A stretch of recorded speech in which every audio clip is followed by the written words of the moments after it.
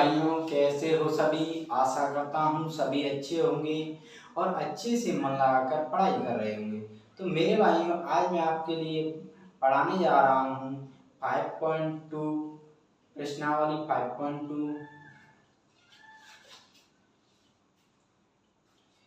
नमस्कार भाइयों, कैसे हो सभी, अच्छे होंगे आशा करता हूँ।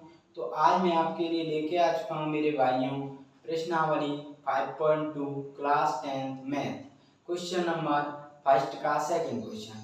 तो क्वेश्चन नंबर फर्स्ट क्या दिया है, इसे पहले पढ़ते हैं, फिर पढ़ के समझते हैं और उसे हल करने का प्रयास करते हैं। तो आइए मेरे भाइयों, क्या दिया है, निम्नलिखित सारणी में रिक्त स्थान को भरिए। ये सारणी दी है, इसमें रिक्त स्थानों को भरना है। जहाँ एपी क्या होती है मेरे भाइयों, एपी ये शॉर्ट फॉर्म में, इसको इंग्लिश में बोलते हैं अर्थमेटिक प्रोग्रेशन, मतलब हिंदी में समांतर श्रेणी। ये एपी शॉर्ट फॉर्म में अर्थमेटिक प्रोग्रेशन, ठीक है, और इसको बोलते हैं समांतर श्रेणी। तो कह रहा है समांतर श्रेणी का प्रथम पद ए, समांतर श्रेणी का प्रथम पद ए तथा सार्वंतर डी और एनवा पद ए है। यहाँ पर कह रहा है कि समांतर श्रेणी का प्रथम पद ए है और सार्वंतर डी है और एनवा पद ए है, ठीक है। और यहाँ पर दिया क्या है, यहाँ पर ए का मान दिया है, मतलब प्रथम पद पहले पद का मान, डी सार्वंतर निकालना है खाली स्थान में, एन दिया है 10 और ए एन इक्वल टू 0। अब मेरे भाइयों, अब इस वीडियो में पढ़ाने जा रहा हूँ। तो पहले 5.1 में भी बताया समांतर श्रेणी क्या होती है, लेकिन मेरे भाइयों ये डायरेक्ट वीडियो पर आएंगे जो बच्चे, तो उन्हें पता तो होना चाहिए डायरेक्ट इस पर आएंगे। तो मैं बताने जा रहा हूँ कि समांतर श्रेणी होती क्या है।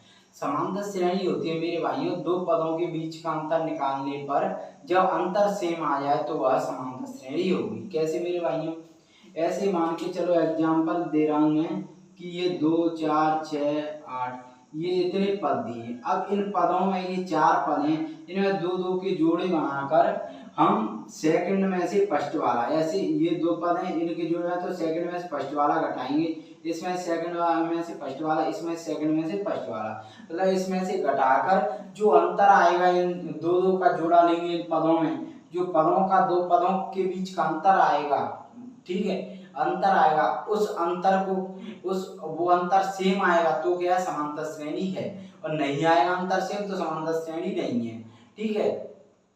अब सार्वंतर, इसमें क्या दिया, प्रथम पद दिया है, पहले प्रथम पद। तो प्रथम पद क्या होता है मेरे भाइयों, पहला पद होता है वह हमेशा प्रथम पद होता है जिसे ए से दर्शाते हैं।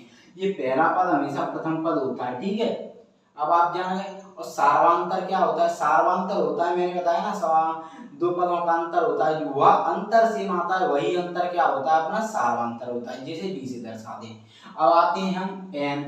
एन क्या होता है, एन होता है पद, एन होता है एन और पद, मतलब ऐसे कि ये पहला पद है, ये दूसरा पद है, तो ये एन के मान है, ये पहला पद, ये दूसरा पद, ये तीसरा पद, मतलब एन बताता है पद कौन सा है, दूसरा है, तीसरा है, चौथा है, ठीक है। और ए एन का क्या होता है, ए एन होता है पद का मान निकालना, मतलब ऐसे दिया है इसमें एन इक्वल टू 10, तो 10वें पद का मान क्या है, ए एन बता रहा है 0 है, मतलब पद का मान बताने वाला, ठीक है। अब आप इतना समझ में आ गया। अब आपने सब चीज जान ली कि क्या कुछ है, क्योंकि ये बताना जरूरी है मेरे भाई, टाइम जरूर है लेकिन आपके लिए जानना जरूरी है। तो आइए अब इसे क्या है, सॉल्व करते हैं हम। तो सॉल्व करेंगे मेरे भाइयों, तो क्या करेंगे, हल, हल में लिखेंगे दिया है, दिया है एपी का प्रथम पद ए इक्वल टू माइनस का 18, सार्वंतर, सार्वंतर क्या है, डी, ये निकालना है मेरे भाइयों। अब क्या दिया है, एन, तो ये एनवा पद, एनवा पद क्या दिया है अपना 10, ए एन 0। अब क्या निकालेंगे, सार्वंतर, तो फॉर्मूला होता है एन एक पद का मान, उससे ही निकालेंगे, ठीक है। सब चीज दी है डी, उसमें डी का मान निकालेंगे वहां से सार्वंतर, तो क्या होता है एन एक पद का मान, एन व पद का के लिए सूत्र an equal to a plus n minus 1d, ठीक है, ये होता है। तो देखो n बे पद का मान निकालने का सूत्र। तो निकालेंगे तो मेरे भाइयों an equal to a plus n minus 1d। यहाँ से an का मान कितना दिया है मेरे भाई, 0 दिया है, तो 0 रख लो, ठीक है। यहाँ से a का मान कितना दिया है मेरे भाइयों, a का मान दिया है हमारा प्रथम पद -18, ये इतना हो गया। n का मान दिया है कितना मेरे भाइयों, 10 माइनस 1 इंटू डी, इतना समझ में आएगा। अब d का मान निकालना है यहाँ से, तो क्या करेंगे मेरे भाइयों, अब इधर ले लेते हैं। तो क्या करेंगे यहाँ से 0 इक्वल टू माइनस का 18, तो 18 यहाँ पे रखा रहने दो। अब प्लस को प्लस यहाँ पे रखा रहने दो। अब इधर से इसका गुणा करेंगे, इसका इसमें, क्योंकि बोलमास के तरीके से पहले गुणा करेंगे, तो इसका इससे करेंगे तो 10d आ गया, ठीक। इसका इससे 10d और ये आ जाएगा माइनस का d, ये माइनस का d, ठीक है। इतना समझ में आ गया होगा अपना। तो अब क्या करेंगे यहाँ से 0 इक्वल टू -18, ठीक, माइनस का 18, ये प्लस है, प्लस, तो ये 8d में से d जाएगा तो कितना बचा, प्लस का 9d बचा। अब हमें निकालना क्या है, d का मान, d का मान निकालना है, तो इधर ले जाओ 18 को, तो एक प्लस की हो गई, इक्वल टू 9d। अब क्या होगा, अब यहाँ से क्या होगा, यहाँ से 18 इसको गुणा में इसको भाग में ले आओ d, तो d का मान यहाँ से कितना निकलेगा, दोनों 18, तो इसको मैं सॉरी ये 9 है ना, यहाँ पर